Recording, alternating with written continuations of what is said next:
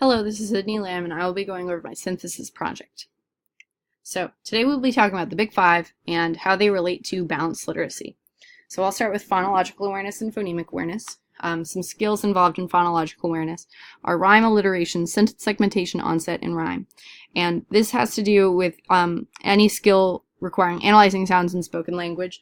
So it can be done with before reading and writing even happen. My student was great at producing rhyming words during her word work. And then with phonemic awareness, it involves phoneme isolating, segmenting, blending, deletion, and manipulation.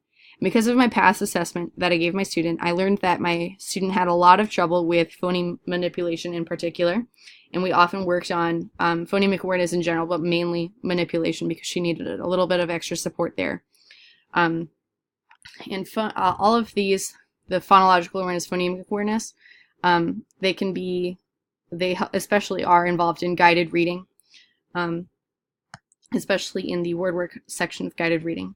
And then phonics involves the study of phonemes and letter symbols.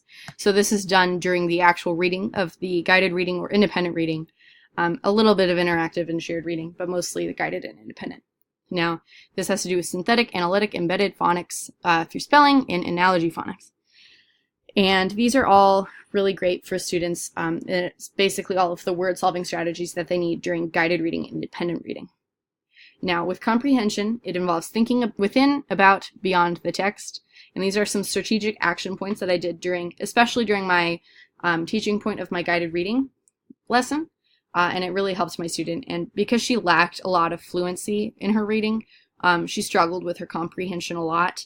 And so I'd ask her a lot of comprehension questions, Bloom's taxonomy questions, and it would help her develop her comprehension. And that was one of her factors. There's a reader factor is fluency. And then a text factor would be things like genre and text structures and whatnot, and those need to be explicitly taught to the student. And comprehension is a great, it's necessary, absolutely necessary to understand what you read. And with vocabulary, there are two ways to teach it, directly and indirectly.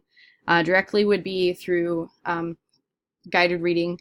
You could directly teach vocabulary, such as I did it with verbs and nouns, and I worked on teaching verbs and nouns to my student. We did a word sort to build her vocabulary, and we used some of the words that she had previously read in our book that we read in our guided reading, and it helps her build her vocabulary there. And there are 3 tiers. Known words, high-frequency words are the second tier. The third tier is content words. And I used new words from her reading to build her vocabulary, as I said, some of those content words from our reading. Now, the last of the Big Five is fluency. And as I said, my student lacked fluency. So one of these 6 dimensions, pausing, phrasing, stress, intonation, rate, and integration, she lacked most of those dimensions. So we really had to build her fluency. And one of the ways I did that was working on intonation through prosody. And it was hard to do on the first reading of her book, but we worked on individual sentences afterwards, and it really helped her get the hang of intonation with the punctuation and how to say each sentence properly. Now let's move on to the balanced literacy, how all of that relates to balanced literacy. As I said earlier, the phonological and phonemic awareness is really involved in all of these, really. But a lot of the phonemic awareness is involved in guided reading and independent reading. Because the students really need to learn how to blend and delete and manipulate the phonemes when they're reading. And phonics is involved, especially in guided and independent reading as well, because they really need to learn how to decode words independently. And it is really great for them to do it during independent and guided reading. And comprehension, during shared reading, the teacher gets to read to the students, and the students or it can be done through choral reading, whole class, or paired reading, audio reading. And the students really get to focus on their comprehension here.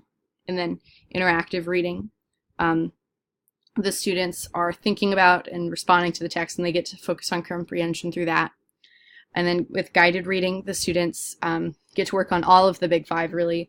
They work on phonics during their word work, phonemic awareness when they were reading, or phonemic awareness during their word work, phonics when they were reading, comprehension when they're reading, and during the teaching point of the strategic actions, and they learn vocabulary through all those exposures during their reading, and they get to practice their fluency.